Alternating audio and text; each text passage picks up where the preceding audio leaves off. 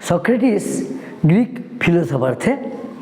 Socrates को हिंदी में सुकरात कहला जाता है। Greek, Athens, European country, south eastern European country, Greek का फिलोसोफर सोक्रेटिस थे। आज से करीब 2492 साल पहले, 2492, 2492, उसका हिसाब कैसे है? उनका जन्म था 470 BC, 470 BC में उनका जन्म था। BC माने बिफोर क्राइस्ट।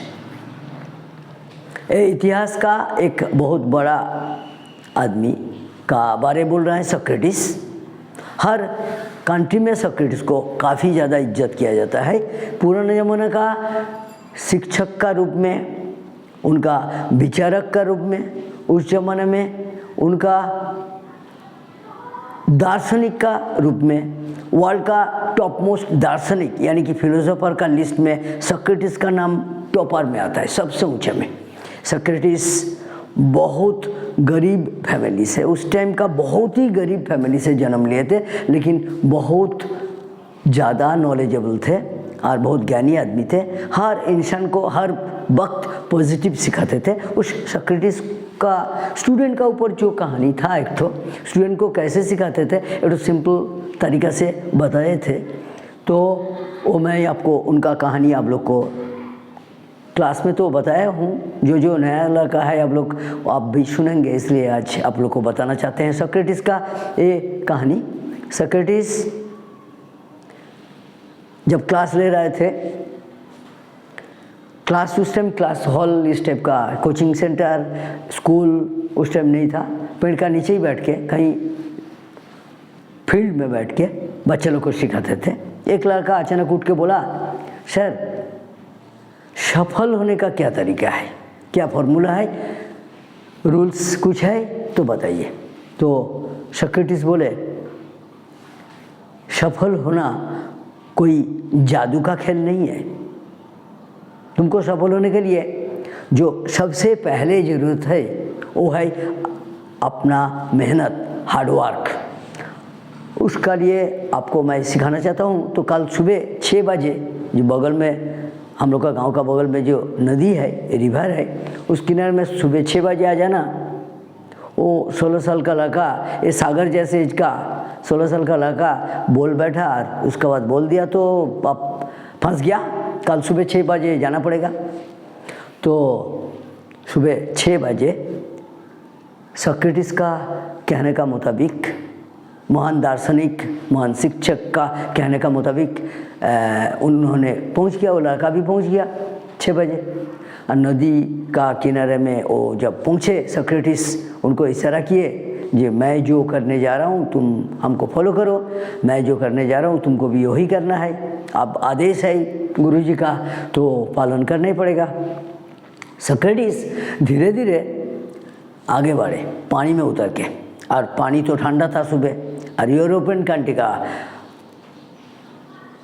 एटमॉस्फेयर तो सुबह का टाइम तो और ठंडा रहता है। ठंडा पानी में जब सोक्रेटिस उतर रहे थे, उस ज़माने में तो पैंट शर्ट इस टाइप का नहीं, धोती कुर्ता टाइप का कुछ कपड़ा पहन के जब उतर रहे थे, आप ये लड़का सोचा आप इतना ठंडा में जाए कैसे, लेकिन गुरुजी का आदेश है, वो भी उतर के आगे बढ़ रहा है। बढ़ते बढ़ते सोक्रेटिस का जब पानी यहाँ तक आ गया, बगल में, मीन्स हाथ का नीचे का पोजीशन में, छाती का बगल में, तो वो लड़का थोड़ा शॉर्ट हाइट का था, उसका पानी गला का ऊपर तक आ गया। अब वो लड़का कुछ रोकने का कोशिश किया तो सोक्रेटिस पीछे घूम के देखा और वो समझ गया इशारा सोक्रेटिस का, जो और आगे बढ़ना है, यानी कि आगे और बढ़ेगा तो पानी नाक का ऊपर तक आ जाएगा, तो सांस बंद हो जाएगा। ऐसे ही हुआ, नाक का ऊपर तक आ गया, आगे बढ़ते बढ़ते उसका बाद उसका सांस बंद हो गया। जब सांस बंद होने लगता है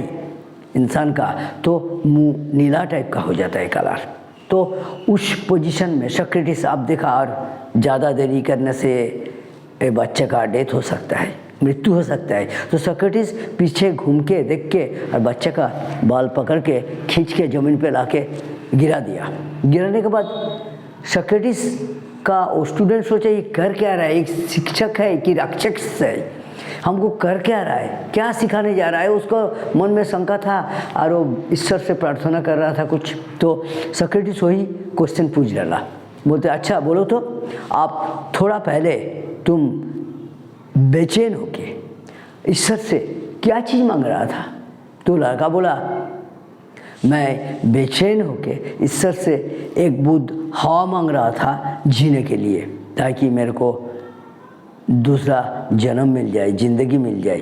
तो बोला तुम सफल होने का तरीका पूछना चाहते थे ना। सफल होना कोई जादू का खेल नहीं है।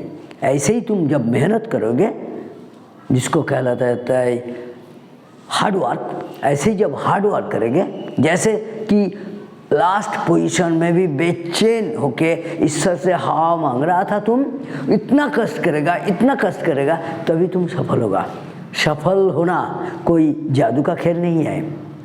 सफल होने के लिए John Milton, all famous poet, रात 4 बजे उठ के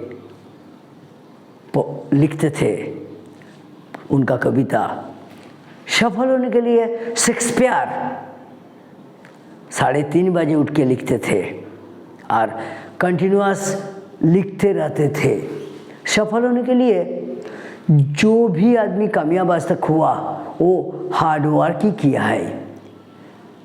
इसीलिए कहा जाता है there is no substitute to hard work. Hard work का कोई विकल्प नहीं है। आपको कोई पैसा से हार्ड वर्क खरीदा नहीं जा सकता है। अगर आगे बढ़ना है, सफल होना है, तो आपको हार्ड वर्क करना ही पड़ेगा। कितना भी अमीर हो, पैसा से हार्ड वर्क खरीद नहीं सकता है। दूसरा कहला जाता है कि hard work beats the talent when talent does not hard work. यानी कि हार्ड वर्क टैलेंट जो है, जो प्रतिभाशील व्यक्ति है, उसको भी हरा सकता है जब वो प्रतिभाशील व्यक्ति हार्ड वर्क नहीं करता है। यानी कि हार्ड वर्क प्रतिभाशील व्यक्ति को भी, इंटेलिजेंट व्यक्ति को भी, जीनियस व्यक्ति को भी, जीनियस पर्सन को भी हार्ड वर्क करना पड़ेगा। यानी कि हार्ड वर्क छोड़ के आपको, खास करके आप लोग स्टूडेंट लाइफ में, कुछ भी उपाय नहीं है। आप हार्ड वर्क करते रहो, अपना आप कामयाब होगा। जो कुड़िया है उसके लिए दुनिया नहीं है। हार्ड वर्क जो करता है, जो परिश्रम करता है, वही सक्सेस होता है। सोक्रेटिस का ये कहना याद रखना ये कि सफल होना कोई जादू का खेल नहीं है। तुम सफल होना चाहोगे ना, तो उसका लिए तुम क्या मेहनत कर रहा हो, क्या हार्ड वर्क कर रहा हो, उसी का ऊपर आपका सक्सेस डिपेंड कर रहा है।